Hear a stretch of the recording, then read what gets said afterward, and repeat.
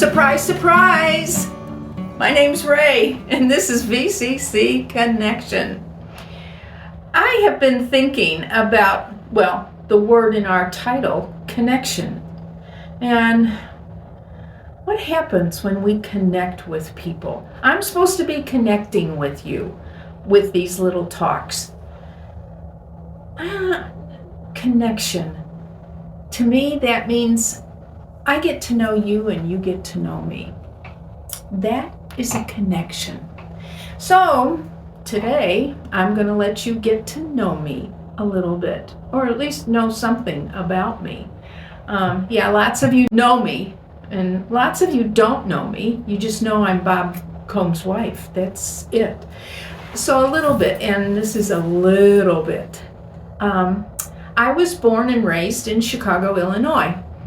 And on May 3rd, I was born in Swedish Covenant Hospital. 18 years later, I'm now living in northern suburbs of Chicago and working at a pharmaceutical company. We were packaging pills. For the summer, they hired college students. And one day on a break, I don't even remember what we were talking about, but one of the girls turned to me and she said, "You were born at Swedish Covenant Hospital." What? How did you know that? I said. Do I have a mark on my forehead or something that says I was born there? And everybody laughed and I forgot about it. It was just conversation during a break. Well, years, decades later, I was talking with a woman. We discovered we had the same birthday. And so we chatted a little bit about that. And that memory came back to me of what that girl said. You were born at Swedish Covenant. And it was like the light went on. Fireworks went off. And a revelation came to me. I was born in covenant with my Heavenly Father. It was His thumbprint on my life that I was to be in covenant with Him. I thought, oh my goodness, how many hospitals are in Chicago? Tons. And I was born in the one that had covenant in its title. God set that up as a signpost for me. So when I spoke the words of where I was born, it would always remind me of my relationship with Him.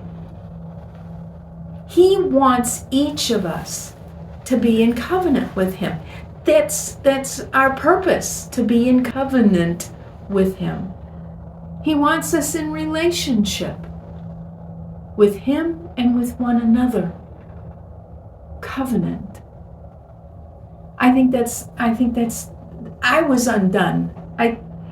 When I realized this, what He had done for me to give me a signpost in my life of what His relationship with me would be like. Oh, I wasn't walking with Him in my life. No. It was many years before I decided to walk with Him. I knew about Him. I went to church every Sunday. I grew up in a Christian home. I read my scriptures. I once in a while prayed, but I didn't walk with Him. I wasn't in covenant with Him. Until a moment in my life and He invaded. That's what He did. He invaded my life. And I chose to enter into covenant with Him. And I think that's when He began bringing back that memory of where I was born, the name of the hospital. I'm a person who needs signposts. I need explanations. I need examples before I understand something. And God put it right before me as a newborn And I carried it with me until he was ready to say, "Now, do you get it, Raye?" And I said, "Yeah, I get it. You chose me to be in covenant with you from my birth. You picked that place for me to be born as my signpost." Maybe you've got a signpost in your life too of where God touched you, where he spoke a truth to you. Remember those. Remember them. You read Old Testament, that's what he says to Israel all the time. Put that up as a memorial. Put that up as a signpost. Put that up as a pillar for remembrance. I encourage you, my friends, my beloveds.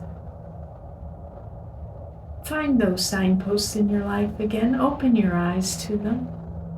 Open your ears to hear what God's saying to you about them. And know, absolutely be totally 1,000% assured that he loves you. And he's called you and placed you in covenant with himself. He wants you with him. He loves you. He loves me. And I am so thankful for my signpost of covenant in my life. So spend time with him this week. Get to know him. Get to know his signposts in your life. And I think you'll find yourself overwhelmed, undone by him. I have. I've been that way. So I bless you. I bless you with the presence of God and with his love for you. So thanks for listening, and I'll see you next time.